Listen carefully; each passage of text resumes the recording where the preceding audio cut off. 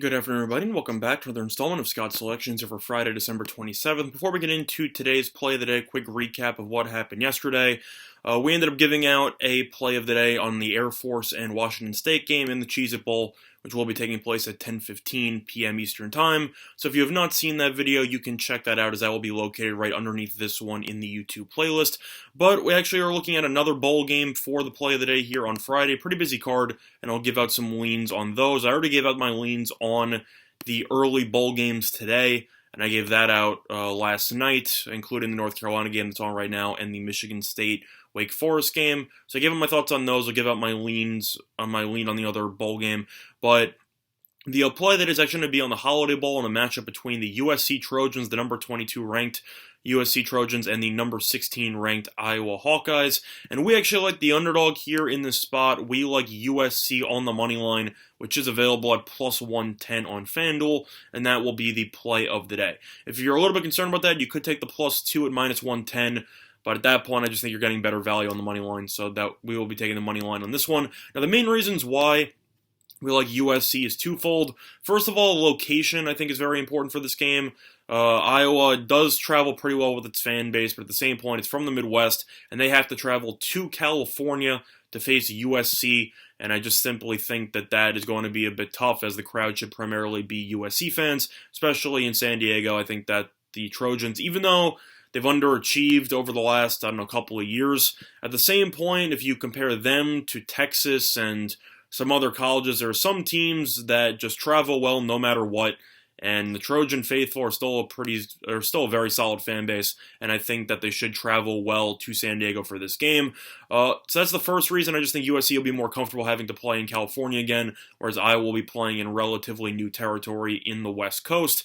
And the second reason why I like USC here in this spot. If you compare the stats here, USC is averaging 33.2 points per game. Iowa's averaging 23.8. The main disparity, though, is on defense.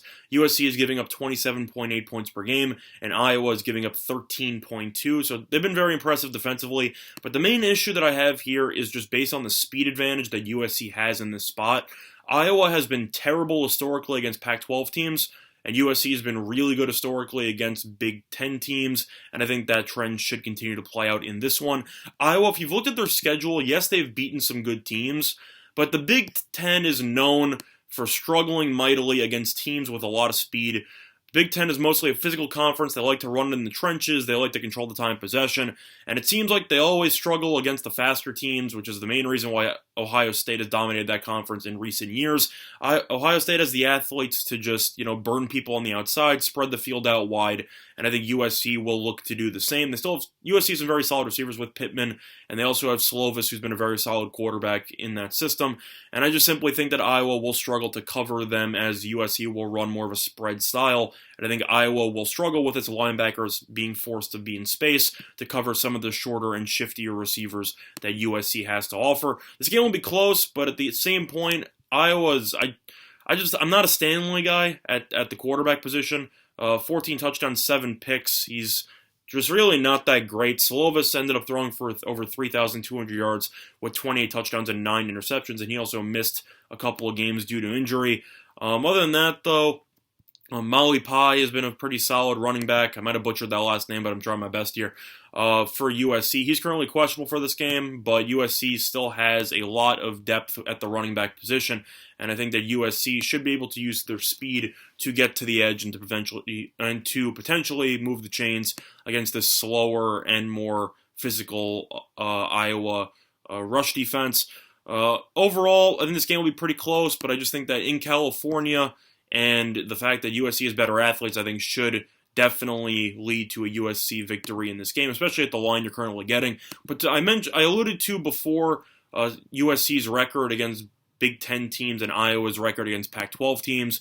Specifically, since 1998, pretty big sample size, USC is 13-2 against Big Ten teams. So they've been absolutely fantastic against the Big Ten in recent memory. Whereas Iowa, since 1998, is 2-5 against Pac-12 teams straight up. So I'm a bit concerned with how well they will be able to play against just a faster overall team in the spot. The last time Iowa was played against a Pac-12 team, I'm sure a lot of you remember it, was the Christian McCaffrey game in the Rose Bowl against Stanford, and Stanford ended up winning 45-16 in that game. McCaffrey took the opening play 75 yards to the crib. Just Iowa was too slow to cover them, and I think they're too slow to cover USC in this spot here. I know that the team's roster's different since then, but Iowa still just likes the physical brand of football, and USC is more of a finesse style that likes to use speed, and I just think that they should be able to create some big plays in the passing game, and I think USC should be able to get the job done. So the play of the day, once again, will be on the USC Trojans on the money line, which is available at plus 110 on FanDuel, and that will be the play of the day, and that will be in the Holiday Bowl. Now, going over some of the leans for today's card, I'll start out with the other bowl gamers that have given out plays on the Washington State game and the Iowa game, but there's a matchup at 6:25 between Oklahoma State and Texas A&M, and Texas A&M is currently a 5-point favorite in this spot. Kind of interesting because Oklahoma State is ranked and Texas A&M is not, yet A&M is the favorite in this game by about 4.5 points. For me, I'm actually going to lean to Oklahoma State. I know this line looks pretty trappy because of the fact that, the ranked team's an underdog, as I just stated, but at the same point, I just think Oklahoma State is good enough to hang with this Texas A&M team. I'm not a big Mond fan. I think he's an okay quarterback at Texas A&M, and Jimbo Fisher, I know it was a high-profile hire. I don't think he's really done much with the program. I like Gundy as a coach. Hubbard is easily a top 3 running back in the entire country, and I think that Texas A&M offensively just a bit too inconsistent to lay this type of number here. I think this game will be very close. I think A&M could win by 3 or so, but at the end of the day, I simply think that Oklahoma State will be able to do enough to cover this number, potentially win this game outright. So for me, lean to Oklahoma State in that one, and I will also lean to the over in that spot, just based on the fact that money's coming on the over. Both defenses are okay. I'd say that they're serviceable, but I think both teams should be able to create some big plays offensively. I think you should see this game get into potentially the 60s here. I think you could see both teams score at least 27 points, give or take. So I think this game should go over. So those are my thoughts on that game. Now, talking about the NBA, I looked at college basketball first. There's only 2 games on. You have Loyola versus Massachusetts Lowell. No interest. And you have Coppin State versus Mount St. Mary's. If you want to bet on those games, good luck to you.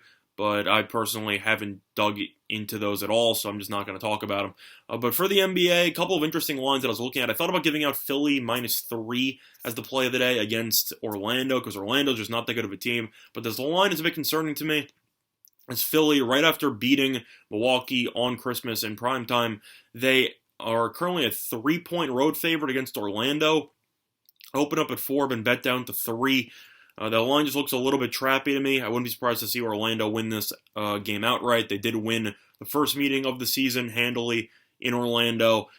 Philly, on paper, should pretty much beat every team they play. But the issue is that I've mentioned many times before, I think Brown is an abysmal head coach in the NBA. And I just can't really trust Philly on any given day, because you never know what you're going to see from them. So personally, I'm going to pass. I thought about giving out Philly because I think they should win this game. They're definitely better than 3-point favorites against Orlando. I think they should be favored by about 5.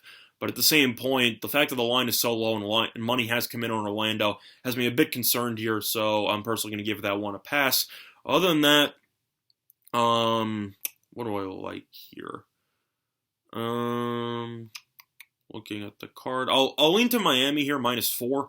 I know Indiana's been a very sturdy team, but Miami's been unbelievable at home, and only laying 4 here I think is a pretty good deal. Indiana's been good, but I do question their depth, especially in comparison to Miami's. I mean, Miami still has Harrow, you still have Nunn, you still have even Olynyk off the bench. You just have solid pieces, and I just think that Miami should be able to get the job done. I think Miami will be able to create some serious matchup nightmares. I mean, you even have Duncan Robinson. Anybody on Miami could have a big game off the bench, and I just think that Indiana doesn't have that same luxury. As Indiana, even though they're 21-10, they're only 7-7 on the road. They've kind of struggled a bit in hostile environments. Plus, Malcolm Brogdon is currently day-to-day. You're not really sure if he's going to be able to go, and I think Brogdon's a very good player. Of course, Oladipo's out. Heat are just a healthier overall team. but I don't know. I just think the Heat are a better overall team, and for that reason, I will lean to them on the -4. Other than that, looking at anything else here, I don't want to touch Oklahoma City -2.5 against Charlotte. I'm not going to touch that. Oklahoma City's a better team, but they've been terrible on the road, and I just simply don't want to bother, especially after they got blown out by Memphis in their last game. So I'm personally going to pass on that. I will lean to Milwaukee, though, -11.5 against Atlanta. Milwaukee's going to be pissed off after getting embarrassed against Philadelphia on primetime TV. Atlanta, yes, Trae Young has put up a ton of points. That team is terrible. They can't win a game to save their lives. And playing, in my opinion, the best team in the Eastern Conference, despite what happened on Christmas, is not going to change that. If you've looked at the recent numbers for these teams, Atlanta still plays no defense, giving up 118.6 points per game. They've also lost 8 straight games. This team just can't guard anyone. I think Giannis could easily go for a triple-double. I think he could potentially go for 30, 35 here. Hawks have played a little bit more competitive lately because of the return of John Collins. But at the end of the day, I just think Milwaukee is too much to handle. I think they will be very motivated, assuming Giannis is able to play in this game, as he is currently being listed as a game-time decision, as he is dealing with a back injury. But he's probable, so he's expected to go. I think he should drop at least 30. I think Milwaukee should coast, and I think you should see the Bucks potentially win this game going away. So lean to Milwaukee in that one. But the play of the day, once again, will be on the USC Trojans on the money line, which is available at +110 on FanDuel. Other than that, though, that's going to do this installment of Scott's Selections here for Friday, December 27th. Before we conclude today's video, though, quick announcement as well.